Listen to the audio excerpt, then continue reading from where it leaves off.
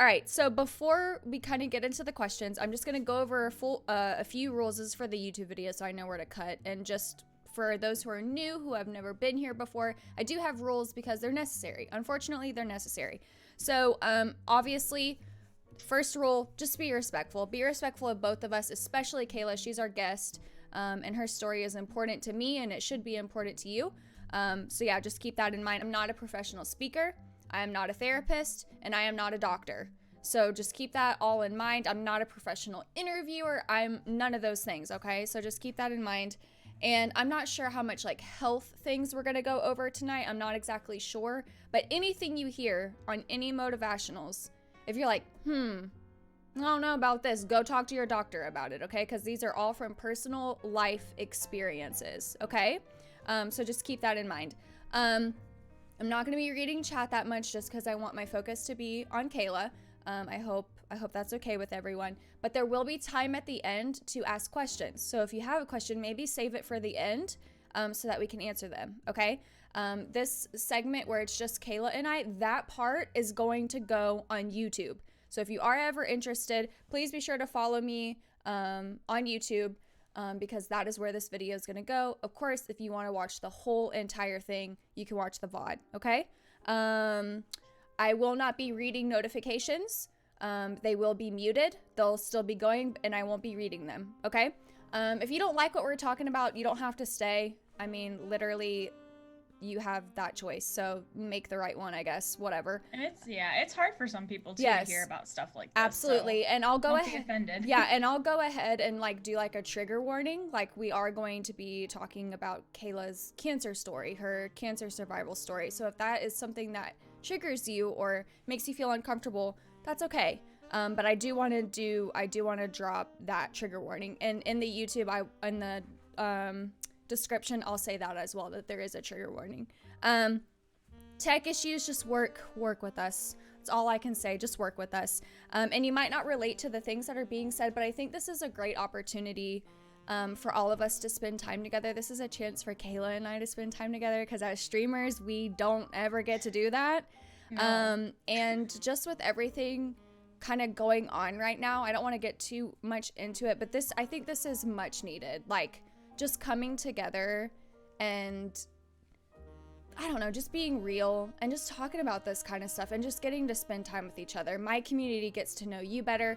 You get to know my community as well as myself a little bit better. Wait. Yay. I'm so excited for that, especially. Y'all, she was so nervous because I still am. I'm over here like twirling every chord I can. No, don't be nervous. Don't be nervous. But anyways, so we're gonna go ahead and get into it, okay? So if you don't mind, I would love if you told the chat like where they can find you, your links, and like what you do on your Twitch channel, your schedule, you know, like all those kind of things. Perfect. So I guess I'll talk about what I do first. Yeah. On Twitch, I play a lot of variety games, but I try to focus on like dystopias, like The Witcher right now to me isn't really necessarily like, it's more magical and mystical, but I like playing stuff like Dishonored and BioShock. Okay. Some of my favorite games. So I try to stick with that kind of adventure game theme. Okay. And I also think I'm going to start doing like needle pointing of things that we're playing during the week on the weekends. I love that. That's my next endeavor, is to learn how to do that, and then every Saturday kind of do like a needlepoint project of the game that we were playing. So. Oh my god, I love that. Yeah, so I'm excited. That was a new thing that I'm working on starting. Yeah. But yeah, my channel is just Kayla Marie T, and my socials are Kayla_Marie_T. Okay, and if you look under her camera, friends, you will see that's her @ and that's for her Twitch channel. And her Twitter, just put an underscore between Kayla and Marie. And that's how you'll find her, okay? Also, I'm playing through Doom. I don't know if you've played Doom. Not the new one. Okay. But I played prior ones. Okay, play it. Yeah. Play it when you're done. The new one? Because it's incredible. It's incredible. How would you compare it to the last one? Better or worse? I will okay, and I'm going to use an interesting word here. I'm going to say it's more intricate. Okay. It's so fun though. It has elements that you have to play it. It's hard to explain, but it's very intricate in a way that makes you like hunger for more. Like literally, Kayla, I cannot stop thinking about it. I just want to play it every second of every day. I love like I don't know, like the violence in it. Yes. You know? The gore, the yes. One, yeah, it's awesome. But the last one that I played, I was a little like the story wasn't very motivating to me on the last one. Okay. So I didn't finish it. Okay. So if this one has like more of that, yes. That would be yes. Really cool. There's more lore to it, and I feel like you get so much more background than 2016 in my opinion. That's good then. So yeah, I think you should play it. So because you're like interested in those like campaign type games. Oh yeah. So I think you should play it. But yeah, so there's what she does, friends. There's her plans. Now go ahead and talk about your schedule a little bit. I know it's a little bit rocky right now, but you can talk about that. Talk about it. Yeah. Let us know. So normally I would be Monday, Wednesday, Friday, sometimes Saturday, but with everything going on, I just have not been on schedule, but that's just like my normal schedule. Yeah. Because it's so much easier just to right now stream when my feelings are up and my positivity is up than to cancel all the time. Absolutely. Yeah. And as a community here, we all understand that. So friends, when she is live, go hang out with her, okay? Uplift her, keep her going, because times are rough right now. That's just the reality of the situation, okay? So there's all her info. Be sure to follow her. It would mean a lot to both of us. Yes, always support Kayla. Okay. I would love that. So we're going to go ahead and get into it. I'm going to ask you the first question. So give us a brief overview of your journey, and you can be as specific or not specific as you want. And I know we kind of chatted about this prior, but you could do like maybe that year kind of leading up to your diagnosis, just so you're not like, so I was born and then I learned how to crawl and then so I'll try to be, I just, but in light of what we said earlier, as far as like trigger warnings go, I'm going to also put one out there for, not relationship abuse, but just difficult relationship issues, I guess you could say, and depression. So putting that out there as well, because that was a huge part in everything that happened before I knew what was going on. Okay. So like the year before, I would say about 6 months before I was diagnosed, I was in a relationship and it was kind of ending. Okay. So I was struggling a little bit because I was feeling sick all the time. Okay. And not really understanding it. And I was living with the guy I was dating at the time, and he wasn't super understanding. Okay. He was kind of mad at me because I was feeling depressed and I was feeling sick all the time. Yeah. But I wouldn't go to the doctor. So I was just like, at that time, I was kind of in denial. I was sick at one point for over 1 month straight. Oh my gosh. Where I was like, like I couldn't swallow. I was just like, I had to sleep on the couch so that I could like breathe, because I couldn't breathe in bed. Like I had to sit up and sleep. Okay. So I was just getting really sick, and it was kind of confusing to be sick for like a month in a row. And so that was really confusing, and he was getting frustrated with me because I wouldn't go to the doctor, which I don't like blame him necessarily for that. Because he was, kind of concerned, but a little bit more frustrated, because it was like I was sick all the time. I didn't want to be like physical or intimate or anything like that. So eventually that relationship ended pretty poorly. And I was feeling like in sort of a deep depressive state, like that I'd never felt before. Just, being confused about medical stuff, being confused about the relationship and why I was feeling this way. Overwhelmed, essentially. I mean, just very overwhelmed. You were getting hit from so many fronts. I mean, a human can only handle so much, so. Yeah, and I mean, I've moved quite a bit in my life, but it was frustrating because we had just moved in to a new place together, because we were at his place. We moved into a new place. We put all this money into this place of like, we were renting, but we fixed it up, and and then we broke up. I had to move out again. Like, my financial situation was awful for a while. So it was just like a lot of things piling up at once. Towards the end of the year, like during like winter time, I was getting sick again. And this time it was like, it feels like strep throat. Okay. And I was like, why am I getting sick again? So I went to the doctor, I think like last couple weeks of December of 2017, I want to say. And or no, sorry, it was end of 2016. Okay. So end of 2016, I went to the doctor. They said, okay, we're going to test you for strep. And I was like, okay. So they tested me for strep. Came back negative. And they were like, oh, well, you're just sick. Because I was like, yeah, my lymph nodes are like really swollen. Yeah. Like, and I told them I had one swollen on my neck, which I had never had in my life before. Yeah. I only had like, I don't know if you've ever experienced this, because some people don't, but when I get sick, sometimes my lymph nodes like under my arms swell. Okay. Has that ever have you ever felt that? No, I haven't even tried to feel for that. Okay. Yeah. Well, now I'm going to. Yeah. Literally I could feel it. So I've had that before, and that's normal to me, but it was like on my neck, and she was like, yeah, you're just sick. You're just sick. I was like, okay. Of course. Right.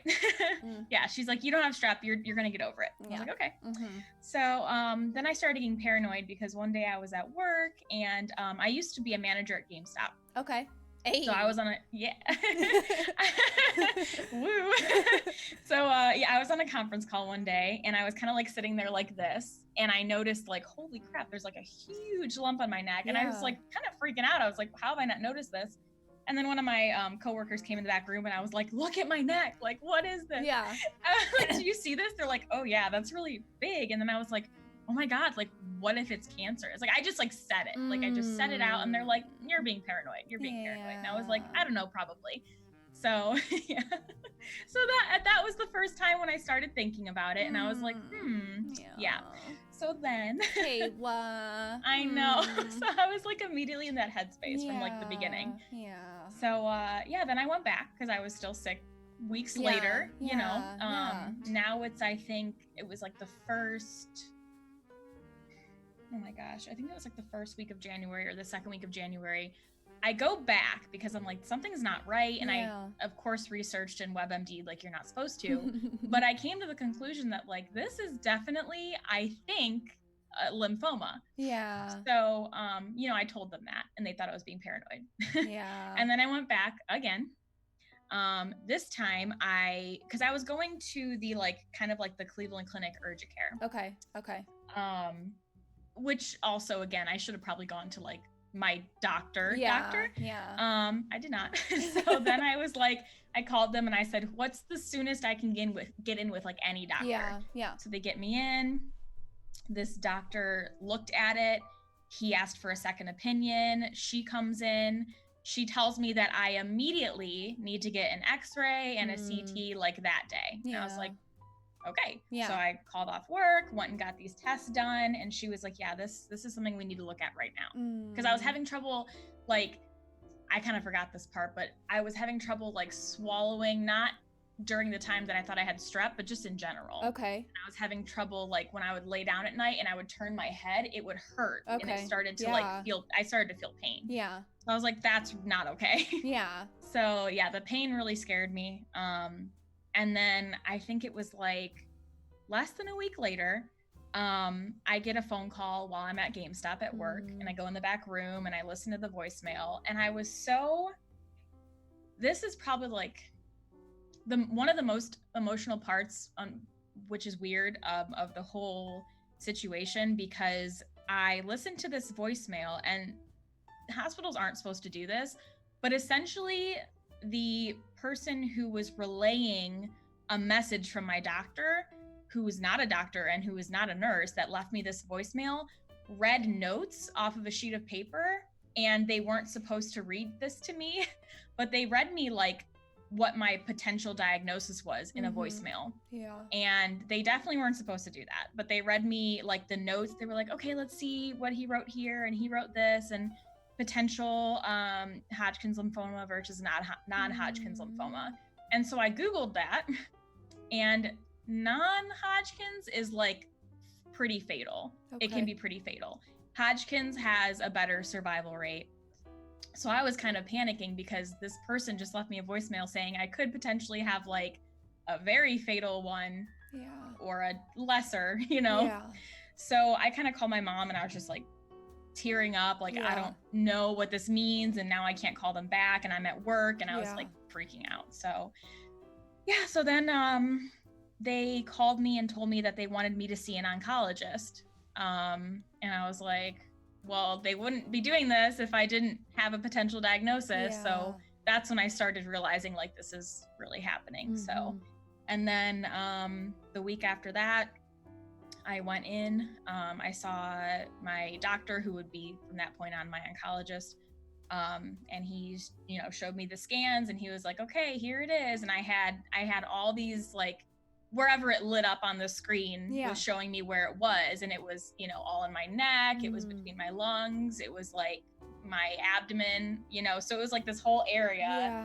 There was all these cancerous, I guess, like, what's the word? I guess material, you know, around my lymph nodes. So he showed me that, and of course my mom was pretty upset. But I didn't know how to react, so I kind of I was like, okay, like I guess I'm not surprised, because bad things happen all the time to people, and you know, so I don't know, I was really like kind of like numb. Like I had already had my freak out before that. Like I already knew. So I was just like, okay, so now what? And that's basically from what happened the year prior to that, was just like boom, boom, boom, like, you know, the relationship thing and moving, and then being sick all the time. It was tough, but so I teared up with the voicemail part, because I can only imagine hearing that, you know, because I mean, it was overwhelming. Yeah, it was just like, I'm hearing this in a voicemail. Yes. And I'm alone, and I'm at work, and I can't escape this right now. And it just like, it sucked. Yeah. And you know, I don't want to say that I can relate on that level, but you know, I do have a chronic illness, and getting that voicemail, it's life-changing, because I know that my life is not going to be the same, you know? And that's, I want to say something too, because what you just said about, you know, not being able to say that you understand, is like, everyone has their own worst thing that's happened to them. So I've definitely learned that through having this diagnosis, is that like, it's not like, I don't want people to ever feel like, oh, well, like I can't talk about my problems because yours seem worse, because it's not, it's unique to everyone. Like you have your own, like with your diagnosis, I'm sure that's been something I could never imagine. And I'm never going to be like, my situation's worse than yours, because you have your situation going on for life. So that's something that you're going to fight all the time with. So I would never, you know, I don't want anyone to think that me talking about this is saying like, I've been through the worst thing that anyone could imagine. Like, that's not true. Yeah, I appreciate that, Kayla.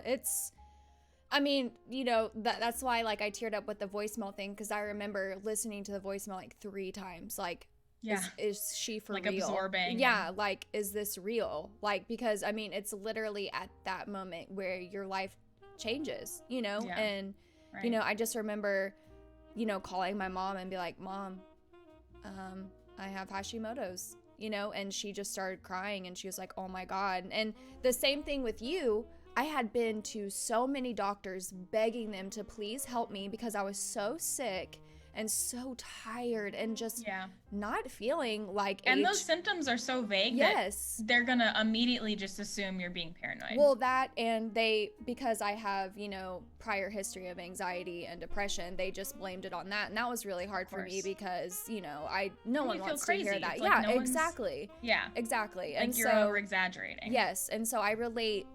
It's crazy how my story and your story, it begins the same, with doctors not taking you seriously and not, you know, your body better than anybody. You know when something's wrong. Like, and I just wish that there was more weight to that when you go to the doctor, because it's like, listen, you might have your PhD or whatever, but I'm telling you right now, I'm freaking sick. But I've lived in this body for 29 years. Yes, I'm fucking sick. At the time, not this old, but No, like, I'm fucking sick. Like, please help me. I am 26 years old. I should not feel like shit. Like, I'm young, you know? So I completely relate to that. And so I was going to ask you something, but you kind of touched on it a little bit, you know, so, and it's kind of a personal thing, but like your reaction to that news, like you said you felt numb, you know, like what was going through your mind at the time?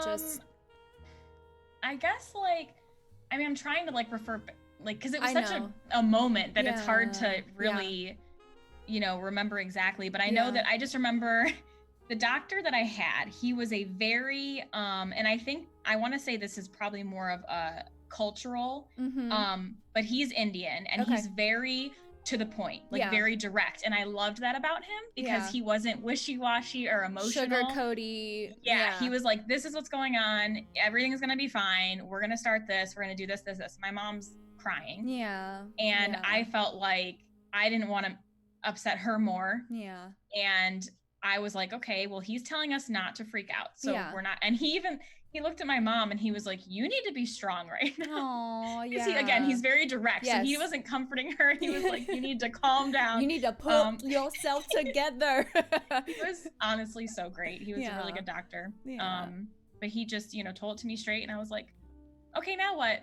Because I just didn't know what else to say. Like, I had to accept it and just like, I don't want to die. So I'm going to go ahead and do what we have to do next. I don't want to like be negative. I know that everyone, prior to this, because I've had, histories of different cancers in my family, the positive thinking thing is a real thing and it helps you. So I was like, okay, it's going to be okay, I guess. Like, so just kind of numb to, I already had my breakdown over it, my panic about it, because I already like self-diagnosed and I was like ready to rumble. Let's get it over with. So I think my frustration though was that, hey, if this doctor took me serious over a month ago, I could have started already and maybe I wouldn't be in stage 2. Yeah. So yeah, absolutely. Maybe this would be less serious if they listened. Yeah. So when you got that diagnosis, sorry, I'm throwing questions in. So when you got that diagnosis, what was the next step? Just chemo? It was a lot. Okay. It was more than I knew. Like I assumed, okay, it's just like chemotherapy. But it was like, and I actually, I'm such a dork because my mom actually made me keep a very detailed calendar of everything. So I have here all this stuff that I probably wouldn't remember otherwise. But after I did the first day of, diagnosis, he kind of threw a lot at me because he was like, okay, we need to start as soon as possible, but you need to get X, Y, and Z done before. So it was like between then and when I started, I had 2 surgeries, 2 different biopsies.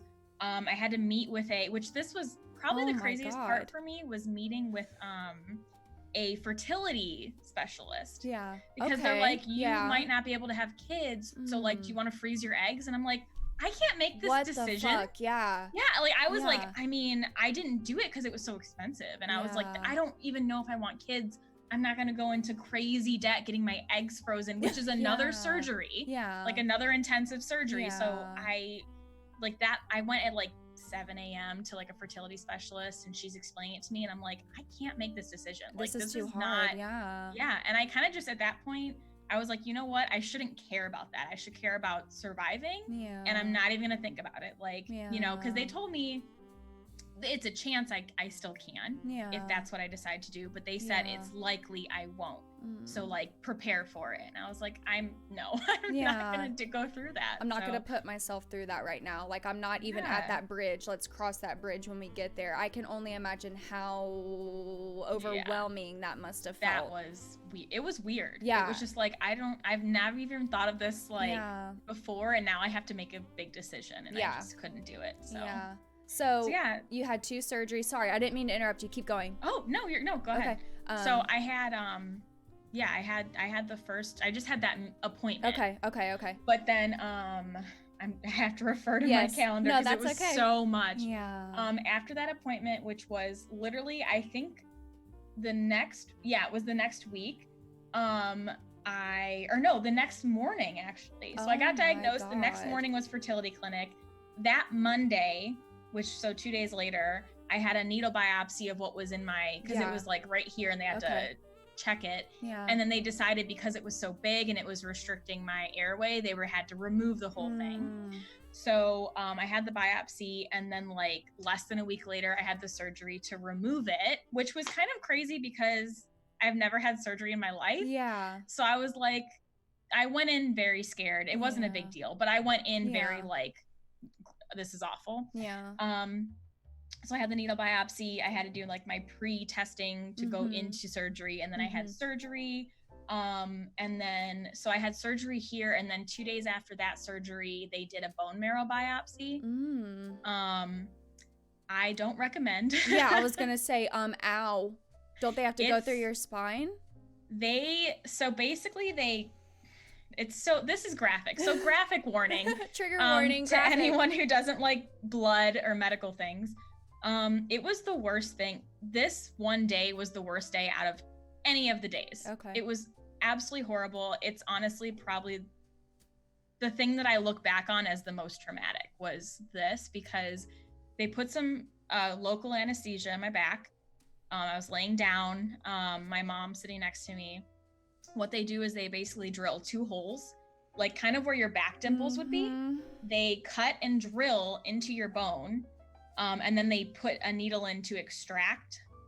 And it felt like I didn't have anesthesia. Like I was screaming at the top of my lungs, crying. I kept asking, like, has anyone react like this? Because I just felt so like, there's no way people go through this. Yeah. And I guess some people react really poorly and some people not, but I think I'm just like, anesthesia doesn't do much for me or something. So it was awful. My mom was like, I almost passed out. Yeah. Like, cause they're like putting a drill into my body. She's like, I don't know how you did that. And like, I was sore for like 2 weeks. Like I couldn't sit. I was like crying all the time. Yeah. That was the worst part. That was 100% like, I literally said, I don't care what happens to me. I'm never doing that again. Yeah. They can like, just never doing it again. Cause they were like, well, we need to determine like what type for sure. And I was like, I don't care. Next time, just pick a treatment plan. I'm not doing it. Yeah. Oh my gosh. I can only imagine. You're a freaking warrior. I did not feel like it. Yeah. Yeah. So my aunt last year, she got diagnosed with lymphoma. Oh my God. Okay. But the area where it was kind of small. And so they had to, now specifics on this and details on this, very wishy-washy just because I'm hearing it from my mother. They had to build her a special neck brace contraption thing where the chemotherapy would literally like just focus on that tiny little area. So she literally had to sit like in a neck brace, it covered her entire face, everything. And it was just concentrating there. But I mean, she's a cancer survivor as well. That's awesome. But it seems like they caught it early. Yeah, they did. It was localized. But the same thing with you. She was like, yeah, like that's not, there's like a giant. Yeah, it was big. She was like, this isn't normal. And she's a nurse, you know, she lives in Texas and she works with like the soldiers, like she's been through, you know, and so she's like, no. So they caught it decently early. But anyway. That's really good. So, wow, Kayla, holy freaking shit. How, you don't have to say, you can say like mid or late 20s or whatever, but like how old were you going through this? Well, I'm 29 now. Okay. And this was start of 2017. Okay. So, okay. Yeah. I'm gonna be 29 this year, so it's okay. It's okay. So I guess my next question is, what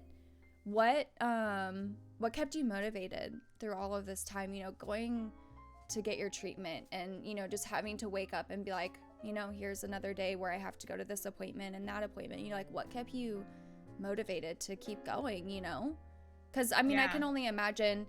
First of all, you're getting told that you have a cancer diagnosis. Second day, hey, do you want to freeze your eggs? Like literally the second day, I haven't even had time to process what's going on, and you're asking me if I want to freeze my fucking eggs? Like what? Yeah. You know, that's a lot. So like, what kept you motivated? Like, you know? I think that at first I was angry. Yeah. I had a moment, and I wasn't angry when I heard the diagnosis, but after like my body being cut into, like I also had a port inserted and then removed, you know, like, so I had the port for because the treatment plan they wanted to go through, because I was young, they said, because you're young, we're going to put you on the most aggressive one that we can. And that means these drugs are going to be, you know, really intense, and we're going to put a port in so it doesn't burn your veins when we put it in you. Like, I was like, okay, I'm scared. Okay. Yeah. So I have like my little port scar here, which still hurts, which bums me out because it's like my cat likes to step on it a lot. Oh yeah. But I think that I was more angry because I like the moment I took off when the anger hit, it was when I took off my bandage for the port, and I had this huge, like, nasty looking scar. And I just was like I wanted to punch a wall. I was just so mad because I'd never been through anything remotely close, and it was just all happening like every couple of days, something new, something like horrible, basically. And then, you know, starting the chemo, I think once everything started to heal up and I started going with it, my chemo nurses were like, they're the most positive people you'll ever meet. They're so kind, so interested in you, and they're so invested in their patients that, like, that was a big motivator. Like, I get to go see them today. I get to go talk to these people who just, like, they care so much. They, like, I couldn't even imagine. I'm sure they lose patients all the time. I'm sure they see kids, you know, having to go through it. So I just really admired them, and that made going to the appointments less terrible. And I think also too, I was really surprised at the people who stepped up to help me during that time, and then the people who I thought would, that just kind of dropped me. So I think what was positive was, like, seeing who was really there for me, and, like, the people that wanted to, you know, be in my life. And so that was, like, a motivator, was the people that they kept caring. So that's so unfortunate that happens and you lose people. It was weird. Like, I would definitely not, I mean, I understand it is stressful. Like, I would never expect someone to completely understand or want to be there 24/7. But I had, like, friends who I would consider best friends not know how to handle it, so they just disappeared, ghosted you. And it was so weird. Like, I just would never expect. That's just not the reaction I would expect from anyone. So and, you know, from a chronic illness standpoint, you know, it was keep tearing up.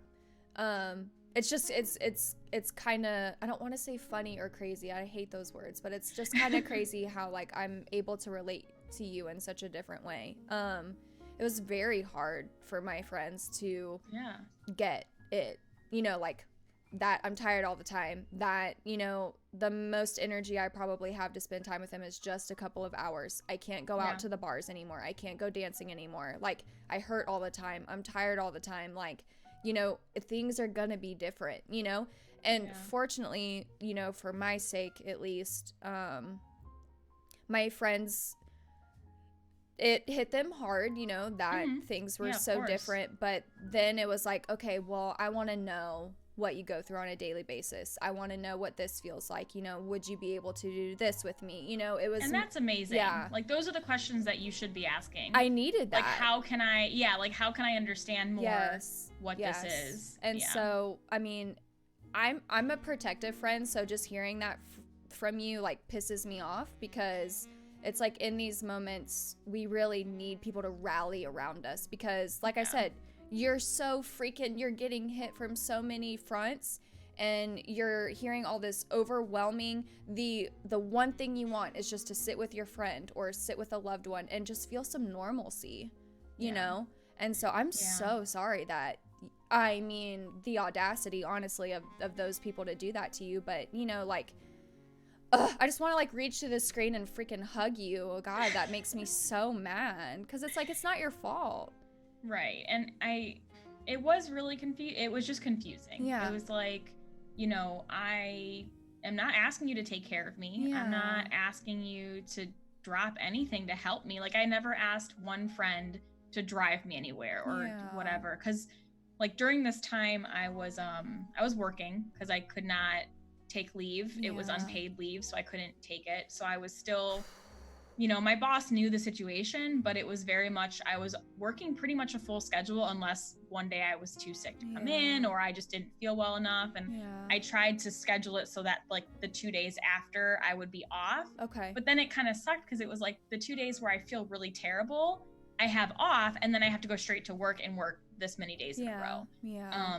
So, I mean, that was really tough. Like, I was embarrassed, even though I shouldn't have been. When I started losing my hair, I was embarrassed, and I was embarrassed to go to work and have people ask me, like, why is your hair up? Because I had so many regulars. Like, working at that kind of retail store, you have a lot of regulars, and they're, you know, and it's just like, I felt like ashamed for some reason. And that's the one thing I wish I could go back and just not feel ashamed for being sick with something I can't even control. but yeah, but to circle back to the friends thing, I think like the one thing that stuck out the most to me that was like kind of heartbreaking was the one friend that I used to live with that I would consider like a best friend. She was at the time one of my best friends, and she was like one of the first people besides my family that I reached out to. Mm-hmm. And I was like, hey, can I just come over and stop by and talk to you and like tell you something? And she was like, yeah, I don't know, like me and my husband are really tired. And I'm like, okay, like that's fine. And then she, you know, I was like, okay, well, like it's pretty serious, so like when can I see you next? And she's like, can you just text it to me? And I was like, well, it's something I want to talk about in person. And I was like, trust me, like it's just something I really would rather sit and talk with you about. And she said, and this is what really hit me, is she was like, well, we're both kind of sick right now and we're not feeling great, and like we just don't want to like hang out. And I was like, okay. So I don't know. So then I just didn't tell her for a few days. And then when I did tell her, she was one of the friends that kind of was like, okay, do you want to come over for pizza? Like she kind of like, it was like it wasn't happening. And then we just stopped hanging out. I don't know. It was so weird. What the hell, Kayla? Yeah, it was just a really like, I don't know, like if she just didn't process it or if she didn't realize what it was. I don't know. What you actually said. Like, yeah. I mean, did you read what hello? Yeah. Hello? Yeah, it was really strange. Yeah. So. So my mom, I mean, like I said, I'm going to be 29, and my mom still comes with me to some of my doctor appointments or still asks me about them. Was your mom always there with you? Yeah, so that's the interesting thing too, which I'm really grateful for, is my mom and I, you know, and she knows this, we've had a rocky relationship, mostly from like my teenage years until now. I think everyone hates their mom when they're a teenager. Well, right. But it was like, yeah, ever since I would say about probably like 16-ish, 17-ish to now, there's been like pretty tense discourse with our relationship. But like, you know, we have good times and bad times. And she really like came through, and it was a good time. And she came with me almost every single appointment she drove me to, because like afterwards I was so out of it and like drugged and tired and like not, you know, so I wouldn't drive home. So except for the ones where my brother took me, she took me to every single appointment. She asked me to go with me to every single checkup, because I had to get, you know, scans every month. I had to do like the drink the barium and the iodine and all that gross stuff and take those scans. And so she was like, I'll come with you to every single one, like I'll be there. And she was like really supportive. That's awesome. Yeah, I think she you know, she was definitely my person to lean on.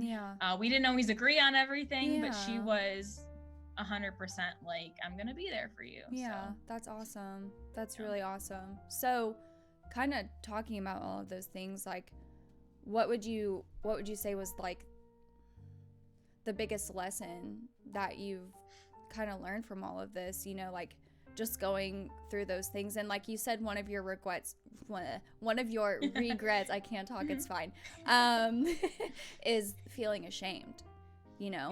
Like that's a big one. I think that seeing, you know, I think when you look online, you always see these people that are like, I'm a cancer warrior and I'm like brave and strong, and I just didn't feel that way. I felt like small and sad, and like I was eating a lot. I had to take steroids too. So I gained like 40 pounds in the year that I had treatment, and I was really obviously body negative. I was, you know, I just didn't feel like one of these people that just emerges like strong and like, you know, post tons of pictures of them. And I just like didn't want to post pictures. I didn't want to take pictures of myself. Like, but yeah, I think that the good thing that came out of it, it's not necessarily a lesson. I think that maybe the lesson to me was to be not ashamed of who I am, and, you know, not ashamed of what I have to go through. But one of the great things that came out of it was that's the whole, like me being at home a lot, not being able to go out and taking off work a lot. That's when I started to stream. So like that, I mean, my life completely changed from starting on Twitch, and I would have never had this if I didn't have this free time to like have the motivation. And like when I would go to treatment, I would watch a lot of like YouTube gaming stuff and commentary, and I was like, this is great. And then so I got back into Twitch, and like things have changed like so much since then. Yeah, it's so crazy how it's so God, like it's so crazy how something like that, and you look at it and you're like, if this wouldn't have happened, I wouldn't be doing this, you know? Yeah. It's crazy.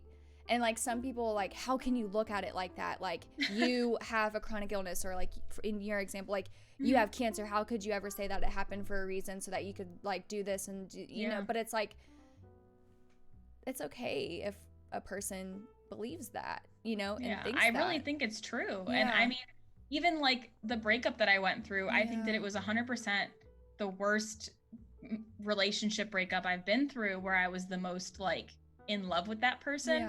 But I'm like, if we were together, even with everything else, if we had stayed together, I wouldn't have started a project, you know, I wouldn't have started something, you know, I would have probably not felt that like stir craziness, you know, to start something like that if I was in a relationship. So I was really grateful that I had like time to myself. And so I think that it did happen for a reason. And I think that it definitely taught me like, you're not invincible. Anything can happen to anyone, which I think a lot of people like our age kind of like are still in that. They still feel like we're young and like bad things don't happen to us, and then they do, and you're like, okay, I get it, I got the message. So you just spoke on that just a little bit. So like did going through this experience, did it just overall just completely change your overview of life, your view of just life itself? I want to say yes, but I have to say that, I mean, not really. I think that it's hard because, and I think we probably both understand this, like when you see such negative things happening in the world, I don't know, it's just like I wasn't super shocked, you know, like I told you, like when I found out. And so I guess my view on life, I thought it would change. I thought that it was going to be this whole like cathartic experience of coming out of it and just being like, I'm going to, you know, be a new person. But I just felt like I was more grateful for my health, you know, but I don't think that there was any like sweeping realization that I had besides just being grateful for when I'm healthy and, you know, being able to going back and doing normal things. Like, you know, there was a couple times when every time before you can even start treatment, they have to do a blood test. And there was a couple times when my blood wasn't where it needed to be because of the chemo. And then they have to delay it. And then that would mean I would have to like miss out on stuff, because then I couldn't go out, and then I couldn't, you know, do things. And sometimes it was emotional, and I would just cry. Like I was like, my life's just not normal right now. And it's kind of like right now, like with I was the COVID literally thing. just about to ask you that. It like kind of feels like that. Do you feel like because of our current situation that it's kind of triggering those emotions back in you? I haven't had the easiest time being cooped up like this, and feeling like life's very off kilter and a little crazy. Absolutely. I feel like we're in the middle of a constant tornado, and just know that I know that you all just had a tornado recently, right? Ohio? Yeah, my sister like lost 2 windows, and I was like up all night terrified, thinking, because I live in an apartment that's like literally 50% windows. I have floor to ceiling windows, and I have a whole wall of them in my living room, and I was just like, they're gonna come in on me. Like, oh my gosh, it was really scary. Just know, I think the one thing that's kind of helping me in this situation, you know, like my great grandmother, she's not doing good, and you know, her nursing home is on lockdown, and I can't go see her. You know, I don't want to be a risk to her for my own selfishness, you know. That's so tough. So many nursing homes are just completely closed up, and it's like, you know, I don't want to make you emotional, because it is an emotional thing. It is. And I'm really right now just trying to remind myself that regardless of how different everyone's situations might be, we're all in this together. We are all suffering right now. Yeah. And I just want to take this opportunity to be more empathetic and sympathetic and understanding and just compassionate, you know? I mean, you know, basically what everyone needs to be 24/7. But, you know, it's just, that's what's keeping me going, is just, I know I'm not alone in this, you know? And so I think that would be my advice to you right now, is you're not alone in this. And now that you're kind of talking about things, I think why it might be a little bit harder is because, I think why it might be a little bit more difficult for you is because it's rehashing those feelings. Yeah. You know? Yeah, it's really weird because I don't normally like dwell on it or look back on it too much, because it was like, you know, the first like year when I would talk about it, I would like cry every time. And it wasn't because I was like, it was more just like I would relive like the pain, the feelings. Like it took me over a year to recover from, you know, my lungs being able to like breathe properly again, and from feeling any sort of energy. Like it took me pretty much a full year where the effects were lingering. So when I would talk about it, I could still kind of feel it. Yeah. And the feeling that chemo gives your body is wild. Yeah. It's wild, and there's nothing that I could compare to it. It's just weird. And so that was a little bit triggering for a while. It was just like remembering all the different, like the surgery stuff and do you think, and this is kind of, it's kind of gonna sound weird, but I'm trying to make a point when I ask it.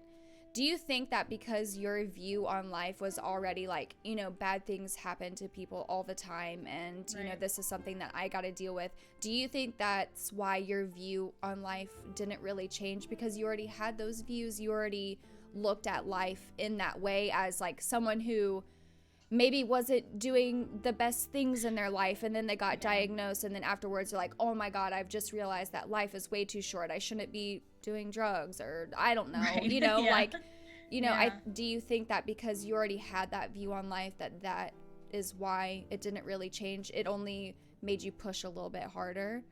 Yeah, I think I'm a realist. Like I'm a very like straightforward, hardcore realist. So like not a lot surprises me, because I just always expect, which I mean, this isn't a healthy thing, but I always expect the worst when it does happen. I'm like, okay, that was always a possibility. The worst can always happen. But I would like to point out that because I was talking earlier about the depression, I'm finally 3 years later getting help for that. And my view is changing a little bit more. I'm going to therapy, I'm taking medication, and I feel better than I have in 3 years. So so I did reach out for help finally, because it was just like a lot of up and down swings. And that's probably a huge part of why my, you know, perception didn't change at first, because I was in a depression I didn't know I was in. And you know, therapy, you know, cognitive behavioral therapy, you know, it's gonna rehash things, and it's gonna bring up emotions. It did. It was weird. Yes. And so know that you're going through that too, and you're probably getting a fresh perspective on things that you didn't really understand at the time. And so I guarantee you, if I ask this same exact question in like 6 months to a year, your answer is gonna change. You know, it's just depression.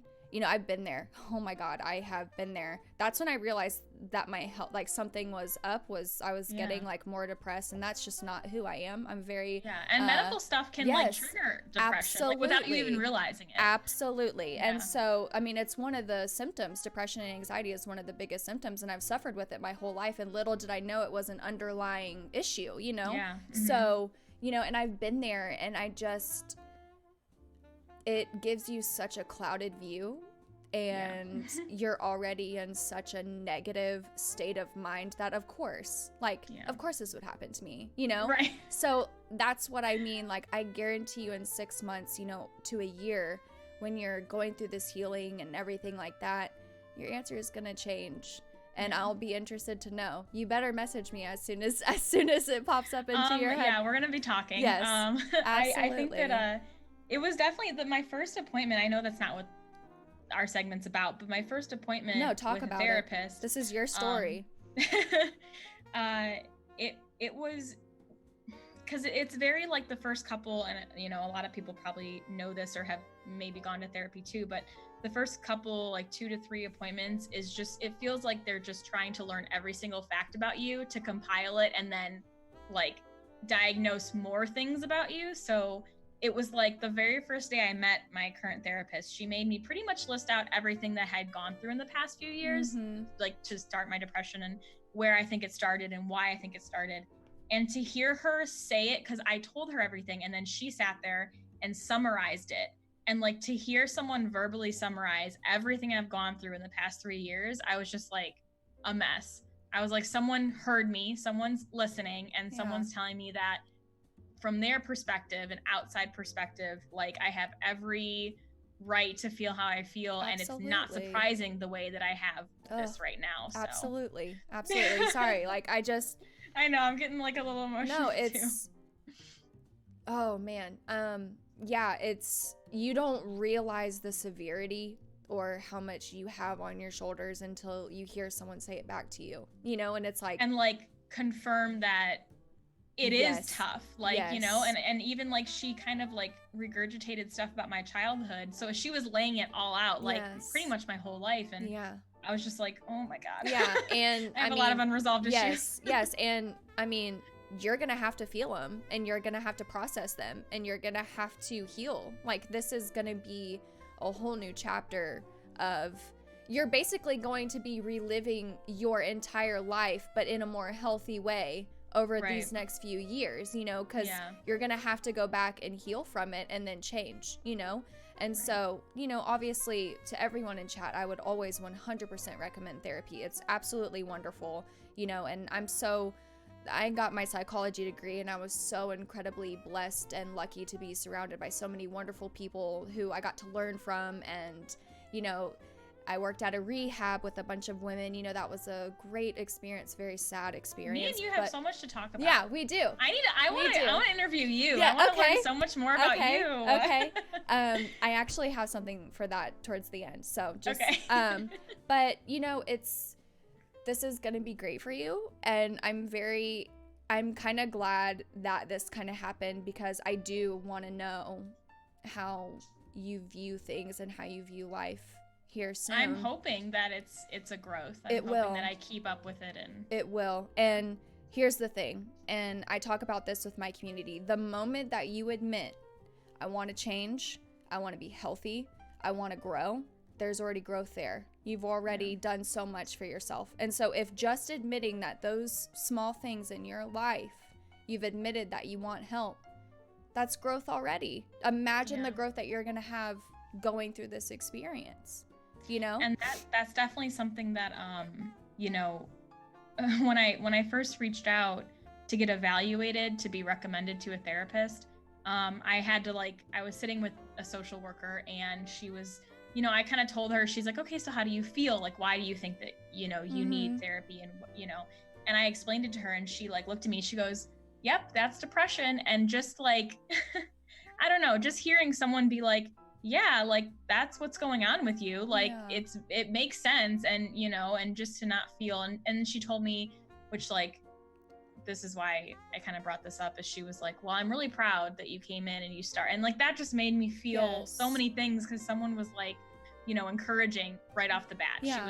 She's like, it's so hard to come in. It's so hard to start. And you started. So you took the first step. And I was just like, yeah. Wow. And I'm sure that felt so good because, you know, during your cancer, you know, situation, your cancer journey, you didn't really have too many people cheering you on except for your mom, you know, so probably hearing that, oh God, I'm not even meaning to get into this, but, you know, probably hearing that felt really good. You know, you felt validated. You felt like you weren't going crazy, you know? And so I guess this can kind of lead into my next thing. And we talked about this prior, and you can be as open about this as you want. And we can talk about this further, literally don't even worry about it. But if someone was having a hard time right now, and we'll split it up into two different things if we want. But if someone was having a hard time right now, just life in general, you can even relate it to the virus situation. But if you don't want to, but just in a generality, If someone was just having a hard time right now, what would your message be to them? What has helped you during this time, you know? Yeah, I think that for me it's still being able to connect with people even though I'm not seeing people. That's honestly the only thing that I feel like is pushing me forward, is like, as silly as it is, Animal Crossing, playing with friends every day, and like, you know, even though we can't be with each other, we're with each other on our islands and we're just goofing around and like chatting. That's been really helpful, because if I didn't have that, I'd probably be sleeping all the time. I'd probably, you know, because I've been very this definitely has made me take a couple steps backward in, I feel like, the progress that I did make starting therapy, because it happened, like, I only just started going like 2 months ago. Yeah. So it's like this started and then I'm like, oh no, and I'm taking all these steps back, and I'm like trying to be okay with that. You know, I think that I'm just like accepting. I think accepting too is a huge thing that you have to do. Yes. Like, because all of us are getting down on ourselves. All of us feel like we're not exercising enough, we're not keeping our schedules, we're not, the to-do list is getting longer. Yeah, and we're ignoring it. Like, a lot of people feel so down on themselves, and I think we need to just accept that that's normal. It's okay, we're all doing it. It's not like, because it is hard with, like, as cliche as this is, like, social media. Like, you see people, you know, going about like everything's normal and doing all these great things, and then you're sitting in your house feeling like you can't do anything. But you know, you never know what someone else is going through. And I think a lot of us are going through the, you know, this feeling. Yes, absolutely. And you know, my mom actually made a good point. You know, this is a great time to journal and you know, get what you're feeling out. You know, make sure that you're not suppressing again, and then you're gonna have to, you know, bring it back up, you know, take those steps, you know. I think, like I said, with my great grandmother and just that situation, and my mom actually came over today because we've both been having a hard time just not being able to see each other. You know, it's hard. And I'm trying to remind myself that through this thing, what's keeping me motivated is just, I'm not alone, you know? And I know that sounds so weird, like, ew, that doesn't seem right.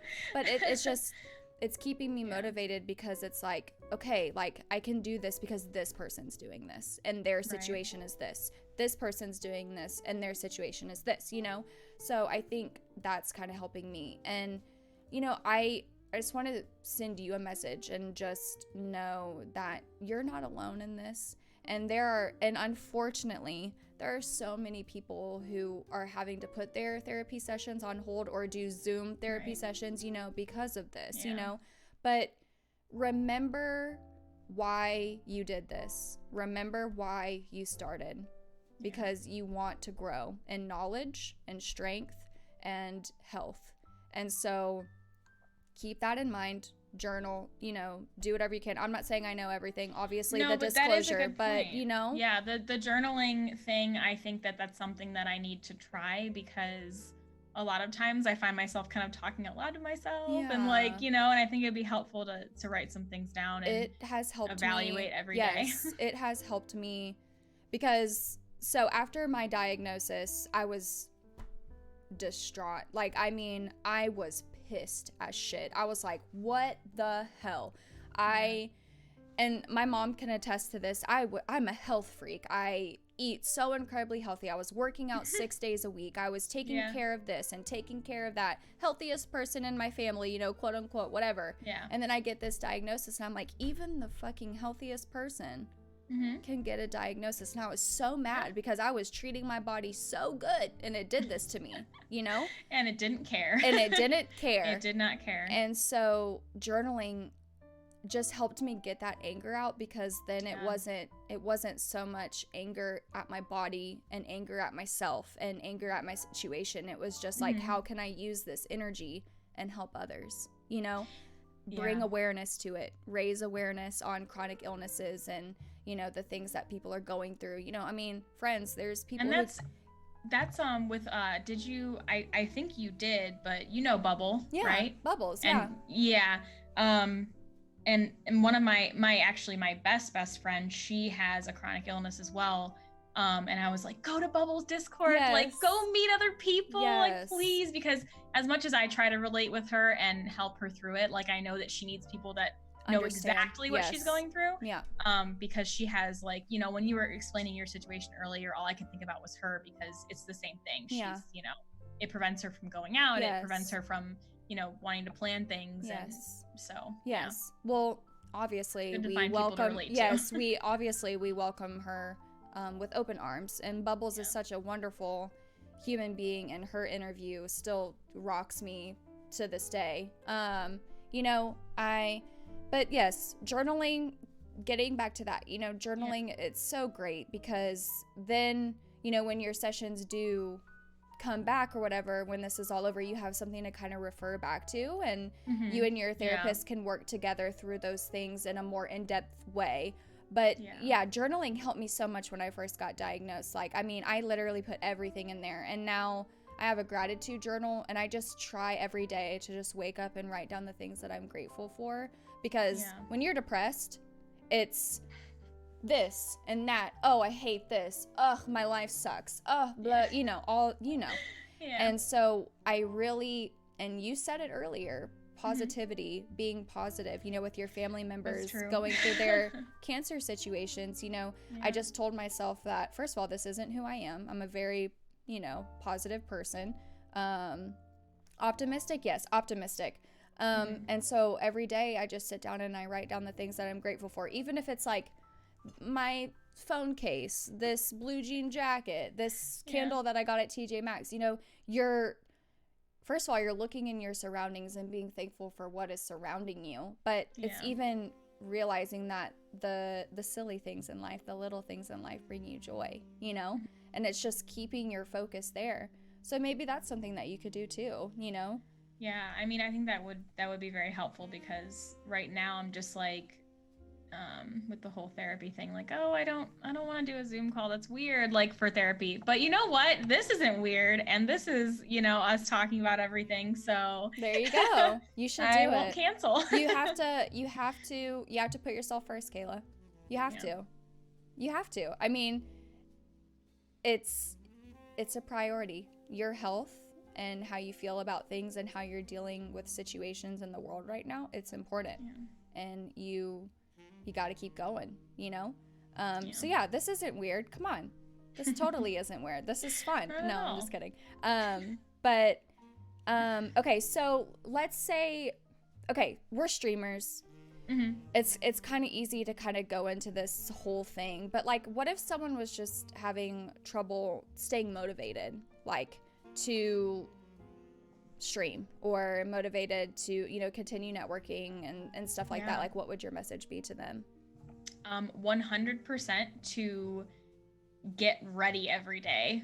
Like, because if I don't get ready, my whole day's ruined. Like, if I don't put on like nice clothes and maybe do my hair, do my makeup, if I don't do that in the morning, I won't stream, because I don't feel ready and I don't feel presentable, because you know, we're all like, I don't know, quarantine goblins right now. Like, we're all just like pajamas and slippers. And so I think getting ready for me has been what, if I do that and I'm like, okay, like I get ready, like I'm going out of the house, then I feel ready to stream and do fun things for myself, because if not, I won't. It's almost like keeping that routine of what you would be doing if this wasn't happening, kind of thing, you know? Like, for me, I'm not saying I'm good at it. Me either. I'm definitely not been good with a routine. I'm trying so hard, but you know, when I do is when I feel the motivation, like, you know, ready to do something.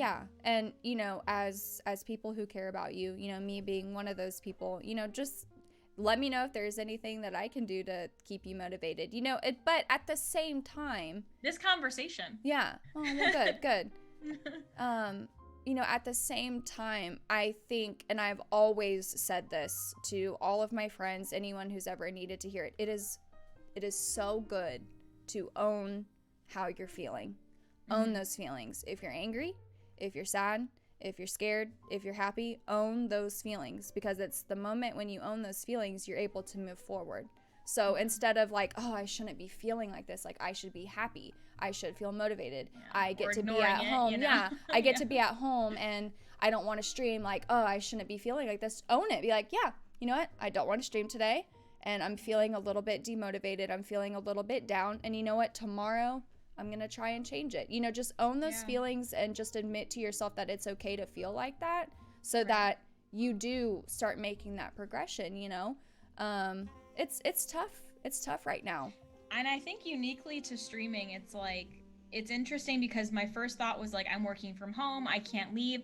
I'm going to really go at stream, and I'm going to improve it, and I'm going to do all these extra hours, and it's going to be great. And my best friend, she kind of brought that up to me. She's like, so how do you think this whole situation is going to affect the streaming community? And I said, well, obviously people are going to be streaming more, and they're going to be, really active. And she's like, you think so? I would think that people would kind of be not in the mood for it. And I was like, no. And then first week after being at home all week, I was like, I don't want to stream. Yeah. I don't want to be on a camera. I don't want to be entertaining. I just want to sit here and feel the way that I feel. Yeah. So, I mean, she called it 100%. As to how she thought it was going to happen versus me saying, oh, everyone's going to be great. They're going to want to do this all the time. Yeah. And that was the opposite, I think, for a lot of people. We're all dealing with these crazy weird emotions. Every time, I go to the grocery store to get my necessities, since we have to shelter in place, it's everyone's wearing masks and gloves. It's just, it's kind of like reality, kind of slapping you in the face, oh, this is really happening kind of thing. And it just feels weird. It just feels like a little dark cloud kind of sits over the world right now. But, I kind of talked about it a little bit. I just really hope that we can take this time and use it, as a break and really focus on the important things: being loving, being caring, being kind, being compassionate, wanting to lend a helping hand, thanking nurses and doctors and firefighters and medics, all of the important people, wanting to help the elderly, just shit like that. So empathy and wanting to contribute in some way, I hope is something that kind of puts a fire in a lot of people. It comes out because of this. And so I think to kind of round things out a little bit, I'm trying to think how I want to ask this, because I did not write this down. I'm ready. No, it's okay. So let's say someone was kind of going through a situation dealing with their health, and it could be a chronic illness, or it could be what you're going through, cancer, or what you went through, cancer. You're a cancer survivor officially. You got to ring the bell and everything, correct? I did. That is awesome. I got my hair back. So, took a while. You did post a picture on Twitter. I would love if you maybe retweeted it or something, so that my community could see it. Be sure to follow her on Twitter, friends, okay? But so let's say someone was going through a situation with their health. What would your message be to them, coming from the place that you came from? Yeah, I think it would be to, really trust, first of all, yourself and how you feel about it in the beginning. I think that something that happened after the situation to me is that when people are worried about something, I'm like, please go to the doctor, because your concern can be 100% valid. Yeah. Your concern could be exactly what you think. Yeah. Not to make everyone a hypochondriac, but you really have to trust yourself. Yes. So I would say, be aware and trust yourself, and don't be, concerned what people are going to think. Yeah. I think that also really lean into your support system. Yeah. You are 100% allowed and valid to need help. Yeah. A lot of people, I'm sure, go through the same thing, and they feel like, I don't want anyone to help me, or they don't want to be a burden on people. It's not like you're going to go through this. I mean, a situation specifically, I guess, like cancer, is something that it's like, oh, well, you're not going to, probably have something like this happen where you're going to need people. So lean into them and accept their help, because when they go through something, you're going to be there. You know what it's like. Yeah. So I guess don't be afraid to, reach out for that support system. Yeah. Definitely. And don't be ashamed.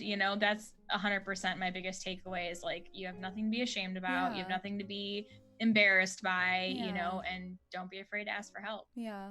Yeah, that I really needed to hear that, because, with, my chronic illness, I've have a receding hairline, I'm balding, and, you know, weight fluctuation all the time. You know, I have pants in 3 different sizes because I don't know how my day is going to be, you know. Gosh. So it's really, I'm getting better at it because I'm just like, I'm about to be 29. Like, I'm done playing these teenage games. Like, you know, like, I just have to accept that this is just my life now, you know? Yeah.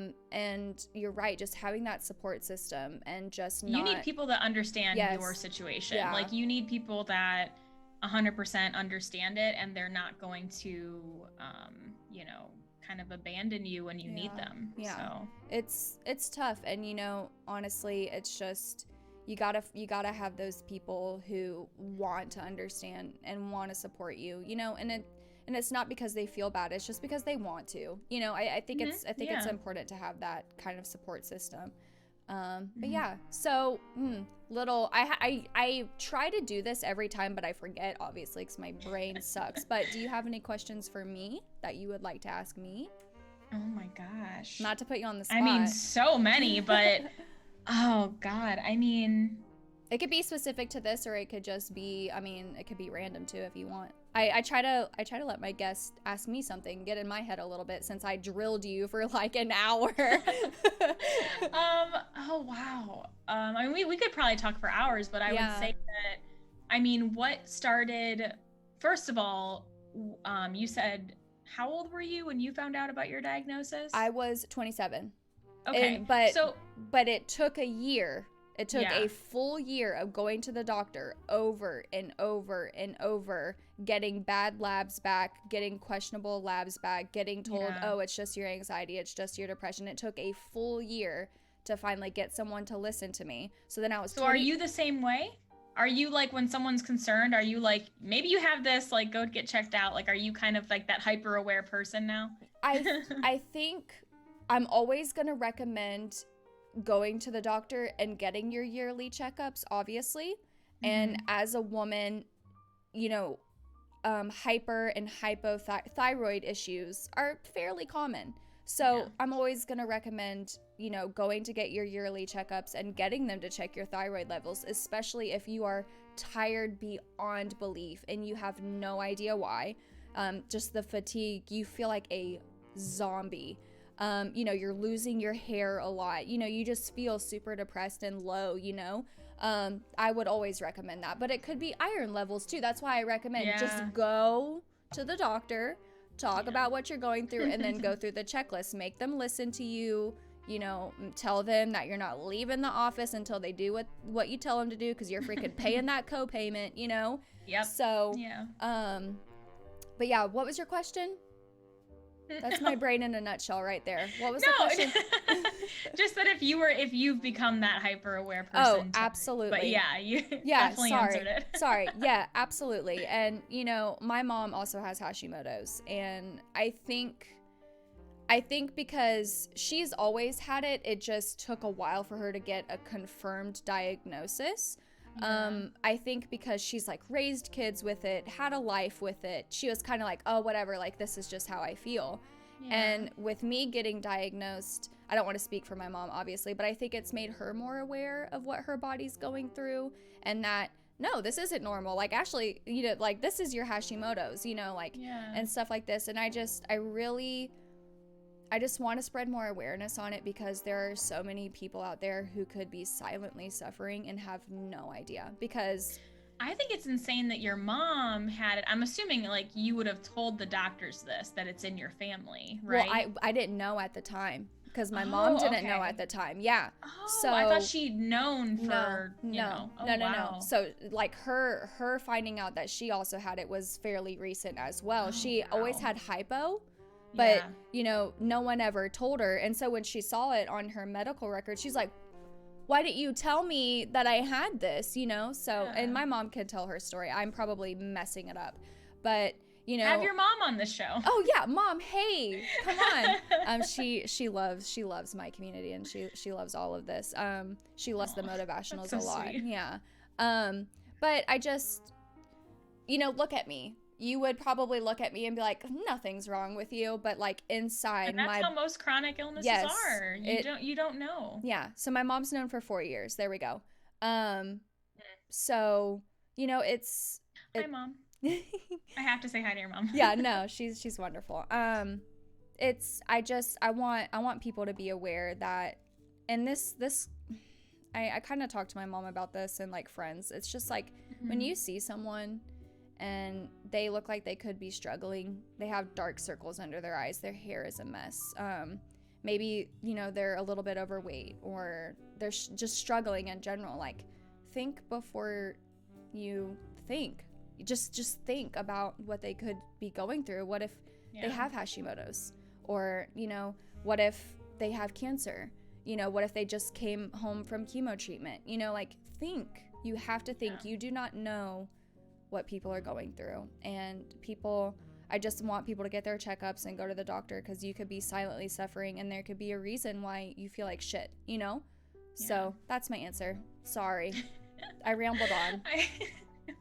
And I think it's interesting because for you to say, like, if you see someone that has this kind of appearance, when I was going through chemo, and even like for quite some time after, I had people who also were either cancer survivors or had cancer that would see me out and just be like, hey, like they would actually approach me and be like, hey, so are you a cancer survivor, or are you going through it? Like they would just like pick me out. And it's so weird because I never felt like I looked any certain way, but people would pick me out and be like, hey, yeah, I've been through it too. And that was like probably the nicest thing. Yeah. It was just like random strangers being kind to me and like relating to me just because they could. Yeah. I think that's pretty cool. So what was it like your last day of chemo or your last day of treatment and ringing that bell? What did that feel like for you?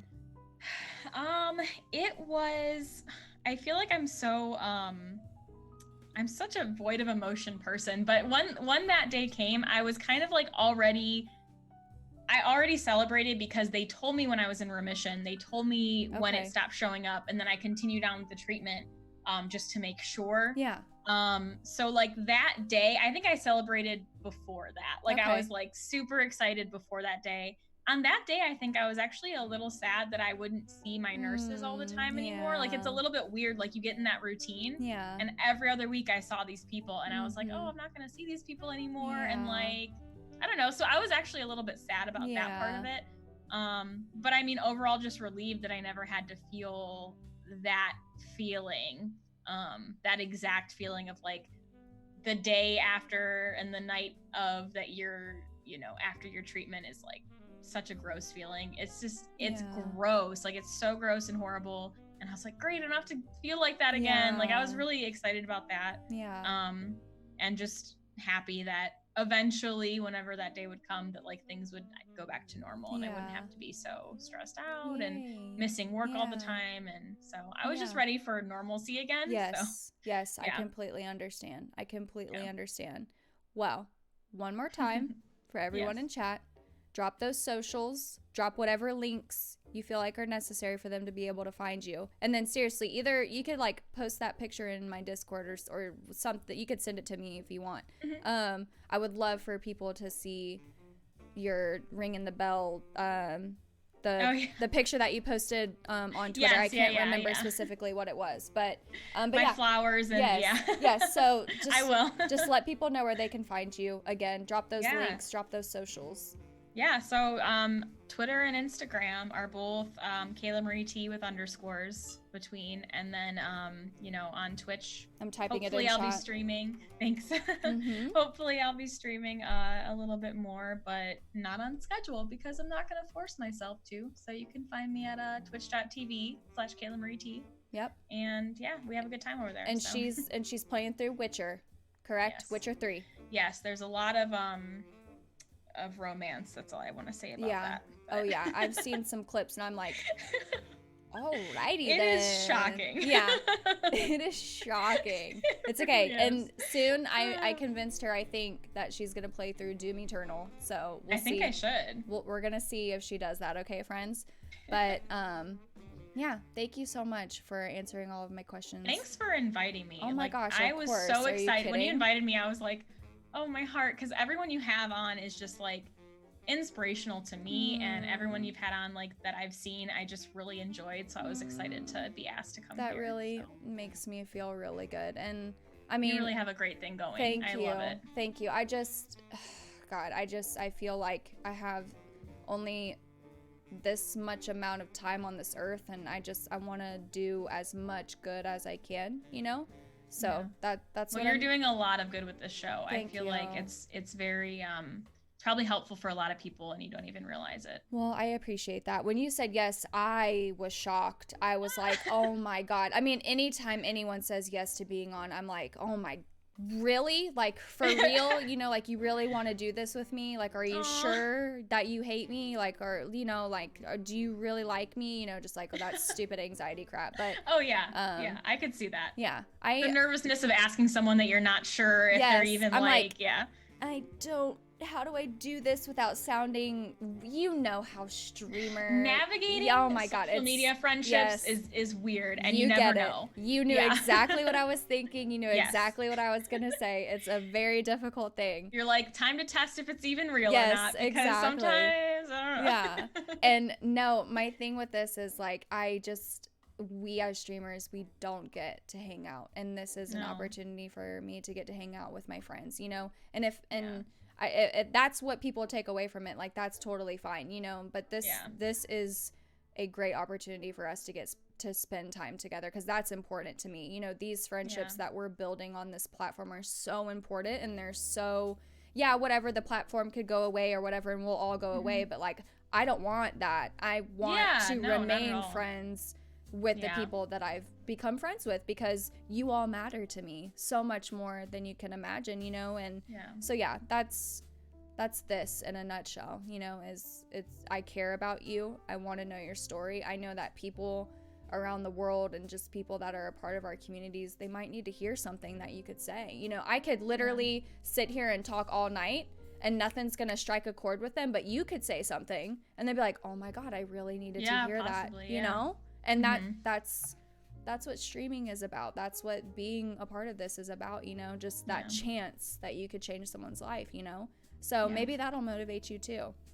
Yeah, I think that's something about Twitch that I learned without realizing. When I joined Twitch, I didn't expect for real relationships to happen, and real friendships, and like crazy deep conversations and fun, and just, I don't know, I just didn't expect it to be what it actually is, and what people don't understand about it. Like actual bonds, like lifelong bonds. Like, I mean, I've been friends with some people for like 5 years, you know, when I first started streaming, you know, and like that's a long friendship, you know. I mean, in retrospect, you know, that's a sorry, Pickles is in the background, isn't he? Shut up, wait a second. Your cat's Pickles? Did we talk about this? No, our cats are both tuxedo cats. Yeah, but they're What's not the name of Dobby and Severus. But I just saw your new one, Fidget. Wait, you said Pickles. Yeah, I thought I saw Pickles in the background. Oh, in my stream, I thought you meant like you were looking down, and I was like, your cat is not named Pickles. Yes, he's here. I was like, shut up, nuh-uh, that's not true. No, yeah, him and my new cat are both sitting in here right now. Okay. I saw yours, and I thought I saw Dobby about to jump up. That's why I looked down. Okay, anyway, sorry friends. Anyways, again, I'm gonna freak out. I know. Wait a second, your cat is named Pickles too? She just adopted a new baby too. His name's Fidget.